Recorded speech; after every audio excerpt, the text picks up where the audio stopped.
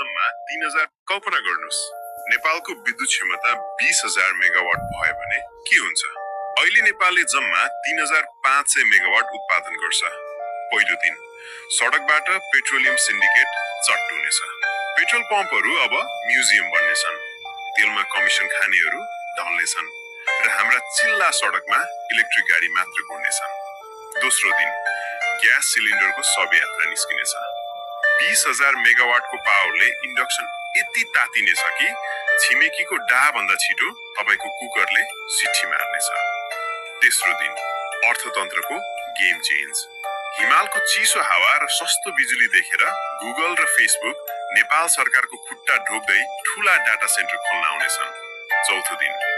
data सेन्टरको पैसा र सस्तो बिजुलीले देशैभरि फ्याक्ट्रीको बाढी आउनेछ बाहिरबाट सामान ल्याउने दलाल व्यापारीहरू आफै उत्पादन गर्न बाध्य हुनेछन् चारैतिर मेड इन नेपालको राज चल्नेछ पाँचौं दिन फ्याक्ट्री खुलेपछि खाडी जाने लाइन सधैँलाई रोकिनेछ उल्टै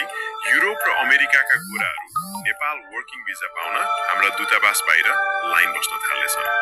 विदेशी डलर उहिरिएपछि अर्थतन्त्रमा यस्तो बुम आउनेछ कि अमेरिकी डलरले नेपाली रुपैयाँसँग साटिन पर्मिसन माग्नु पर्नेछ डलरको घमण्ड पूर्ण रूपमा टुट्नेछ छैटौं दिन देश यति धनी हुनेछ कि हाम्रा सरकारी अस्पताल हलिउडका साइफाई जस्ता हुनेछन् नेताहरूले अब उपचार गर्न विदेश जानु पर्दैन भिडियोमा हामीले अलिकति मसला त बढी नै हाल्यो होला तर 20000 मेगावाटको पावरले नेपालको काया पलट चाहिँ पक्कै गर्छ के हाम्रै पालामा यो सम्भव होला त आफ्नो विचार कमेन्ट गर्नुस्